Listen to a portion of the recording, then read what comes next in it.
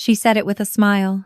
That was the part I couldn't stop thinking about afterward, not the words themselves, but the way her lips curved when she said them, like she'd been saving it for exactly this moment, like she'd rehearsed it in the mirror and was finally getting to perform. My mother was standing 6 feet away. I didn't move. I didn't breathe. I just stood there holding a glass of champagne I would never drink, listening to the sound of 60 people pretending they hadn't heard what my mother-in-law just said about the woman who raised me. Let me back up. My name is Claire. I'm 31 years old. I run the research and development division of a mid-sized biotech company in Austin, Texas, or I did, until about 8 months ago, when everything changed. I have a master's degree in biochemistry, a patent portfolio that 3 different investment firms had approached me about in the last 2 years, and a mother named Ruth who taught high school biology for 26 years in a small town in Ohio before she retired and started growing tomatoes and reading thick paperback novels on her back porch. My mother is not glamorous. She drives a 10-year-old Honda Civic with a crack in the dashboard. She cuts coupons. She wears sensible shoes. She calls me every Sunday at noon and always starts the conversation the same way. Well, how are things? In a voice so warm it makes me feel like I'm 11 years old again, sitting at her kitchen table doing homework while something good is happening on the stove. She is the best person I know. My husband, my ex-husband now, was a man named Derek. Derek came from money the way some people come from a small town. It shaped everything about him without him ever fully realizing it. His mother, Pamela, had spent 30 years building a social identity out of the family's real estate holdings and her membership in every charitable board that would have her. She had perfect hair and a way of asking questions that were actually statements. She had opinions about table settings and opinions about wine labels and opinions, it turned out, about my mother. Derek and I met at a conference 4 years ago. He was charming. He was interested in everything I said. He asked good questions and remembered the answers. We dated for 2 years before he proposed, and I said yes in the kitchen of my apartment on a Tuesday night while we were making pasta. And I thought that was exactly the kind of proposal I wanted: quiet, private, ours. I should have paid more attention to the signs. The first one came 3 weeks after we got engaged, when Derek mentioned that his mother thought we should hold the engagement party at the Meridian Club, which is a private event space his family had been members of for decades. I said that was fine. Then he mentioned, carefully, that his mother also thought it might be better if the guest list for the initial celebration was kept intimate, meaning his family's circle. My mother, he said, could come to the wedding, of course, but the engagement party was more of a family tradition situation. I remember looking at him across the kitchen table and thinking, that's strange, but I let it go. The second sign came when we started planning the wedding and Pamela suggested, in that way she had of suggesting things that weren't really suggestions, that the rehearsal dinner should be at her house. Fine. And that perhaps for the seating arrangement, since Derek's side had more guests with more, and here, she paused just long enough to make the word land connections, my mother might be most comfortable at a table near the back, with some of Derek's more relaxed colleagues. I said, very calmly, that my mother would be sitting at the front table with me. Pamela smiled and changed the subject. I was not naive. I had seen who this woman was. I had watched her look past my mother at family dinners the way you look past a piece of furniture. I had watched her correct my mother's pronunciation once at Thanksgiving, and then laugh as if it had been a joke when my mother's face went still. I had watched Derek watch all of this happen and say nothing, and I had told myself it would get better, that Derek was a good man who loved me, and that love would eventually make him brave enough to stand up to his mother. I was wrong about that. I also want to be honest about something, because this is the part people always ask about when I tell this story. Why did I keep going? Why did I stay engaged to a man whose family treated my mother like a footnote? The answer is complicated and not very flattering. Part of it was that I kept thinking the next conversation would fix it. Part of it was that I had already spent 2 years building a life with him and I didn't want to lose it. And part of it, the part I'm least proud of, was that my mother never complained. Every time something happened, she would just absorb it quietly, and when I called her on Sunday, she would say, well, how are things? And wait for me to bring it up. And if I didn't, she didn't either. She had a kind of dignity that made it hard to measure her pain. I underestimated how much she was carrying. There is one more thing you need to know before I tell you about that night. 18 months before Derek and I got married, I made a decision that changed everything. The company Derek worked for, a biotech startup called Veripath, had been struggling. His father had founded it, his older brother ran it, and Derek was the VP of business development. I had been consulting for them on a freelance basis, helping them redesign their compound testing protocols. And then one evening, Derek came home and said the company was going to miss its Series B deadline unless something changed. He asked me if I had anything. I had something. I had spent 4 years developing a thermal stability enhancement method for biologic compounds, the kind of thing that, if it worked the way I believed it would, could extend shelf life for temperature-sensitive medications by up to 40%. I had 3 provisional patents on the underlying process. I had been sitting on it, waiting, because good timing matters as much as good science. I told Derek that I would license the method to Veripath, not give it, not sell it outright. License it under a set of conditions I drafted with my own attorney. My name would appear on all commercialization documents. The licensing agreement would include a performance clause.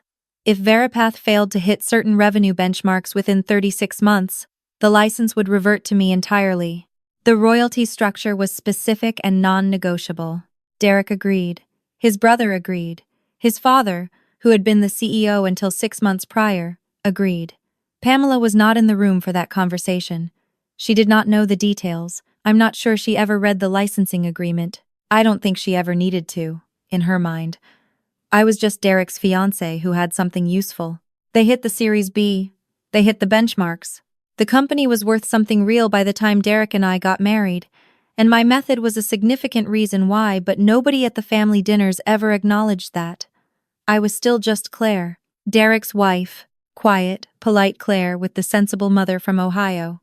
Now, the night of the gala, Veripath had been invited to present at a major industry conference in Houston.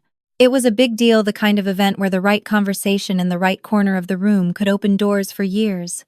Derek's family was all there. I was there. And my mother was there, because I had specifically asked her to come, because I was proud of what I had built and I wanted her to see it. We were standing in the reception area before the formal dinner. There was a string quartet in the corner and waiters moving through the crowd with appetizers and the kind of low golden lighting that makes everyone look like they're in a movie. My mother was wearing a blue dress she had bought specifically for the occasion. She looked beautiful.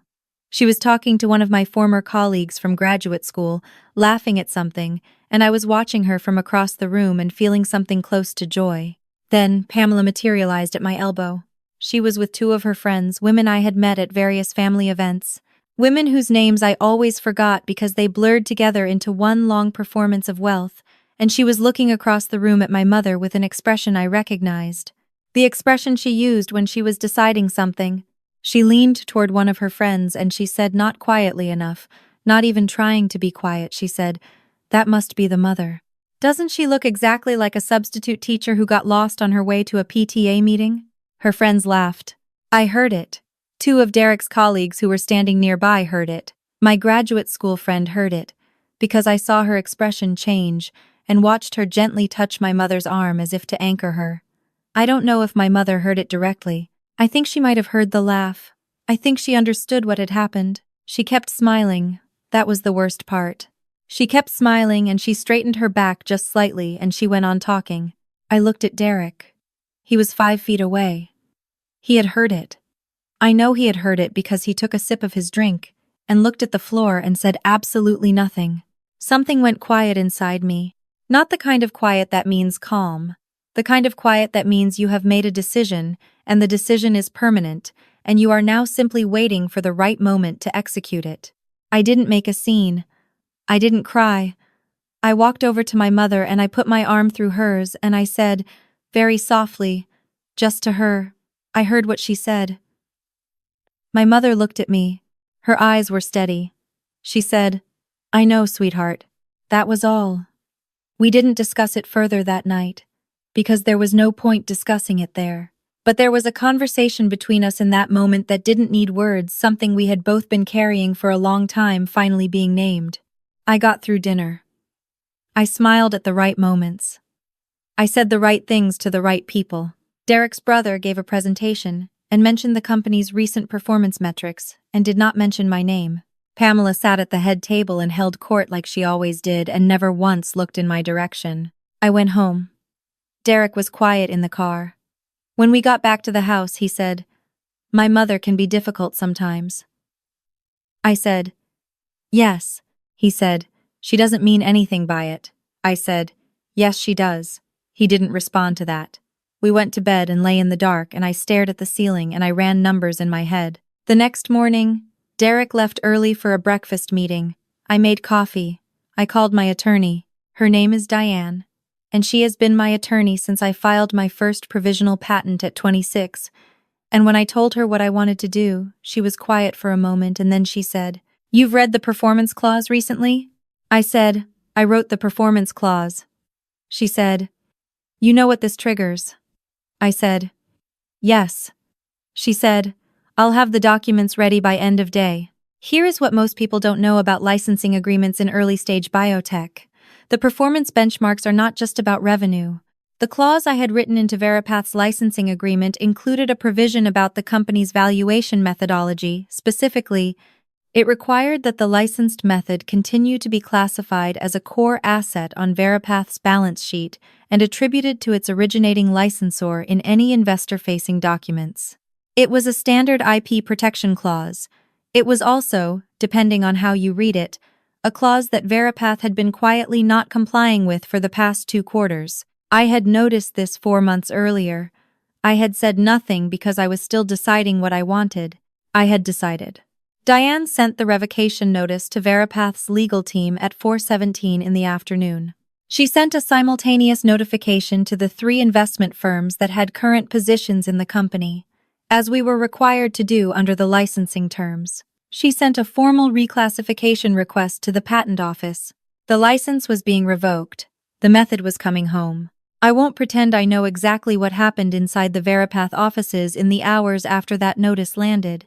I know some of it from what Derek told me later, in the weeks when we were still trying to talk about things. His brother called their father. Their father called Pamela. Pamela apparently said, more than once, "What does that mean?" In a voice Derek had never heard from her before, a voice. He said, "That didn't sound like her at all. That sounded thin and confused." What it meant was this. Without my method as a licensed core asset, Veripath's valuation was significantly different than what their investors had been told. The reclassification triggered a mandatory disclosure. The mandatory disclosure triggered a review. The review uncovered that the company's recent Series C projections had been built on the assumption that my method would remain licensed to them indefinitely. Nobody had protected against the revocation clause because nobody had taken it seriously. Nobody had taken it seriously because nobody had taken me seriously. By the end of that week, 2 of the 3 investment firms had issued hold notices. Derek's brother was on the phone with attorneys around the clock. Pamela had called Derek 6 times in one day, which apparently was a record. Derek came home on the 3rd evening and sat across the table from me. He looked tired in a way I hadn't seen before. He said, "You did this on purpose." I said, "I exercised a clause in a legal contract." He said, "Claire." I said, "Her name is Ruth.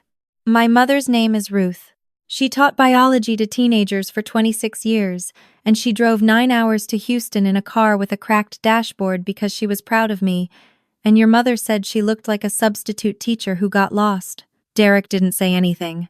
I said, "She said it in front of 60 people, Derek, and you looked at the floor." He said quietly, "I know." I said, "I know you know." We sat there for a long time. There wasn't anything left to fix. I called my mother the Sunday after everything. She picked up at noon, exactly on schedule. She said, "Well, how are things?" And I told her. I told her all of it, the licensing agreement, the revocation, what it had meant for the company. I told her I had been sitting on the performance clause for 4 months and hadn't known whether I would ever use it. I told her that her face, when she straightened her back in that reception room, while Pamela's friends were still laughing, was the moment I stopped deciding. My mother was quiet for a while. Then she said, "You didn't have to do that for me." I said, "I know," she said, "but I'm glad you're done carrying this." And there it was, the thing she'd never said in 2 years of family dinners and long drives and carefully absorbed humiliations. She had been carrying it too, the whole time, quietly, in the way she carried everything. I moved out 2 weeks later. The divorce was amicable in the legal sense of the word, meaning we agreed on the terms and didn't fight in front of lawyers, though the space between us in those conversations was its own kind of wreckage. Derek did not contest the licensing revocation.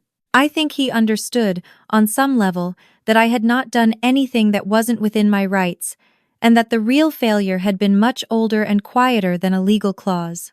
What happened to Veripath is a matter of public record in the investor community. The company restructured. Some of the projections were revised. Derek's brother lost 2 of his board members. Pamela's charity gala that spring was a smaller affair than it had been in previous years. I heard this secondhand, from someone who runs in those circles. I started a new company. I kept the patents.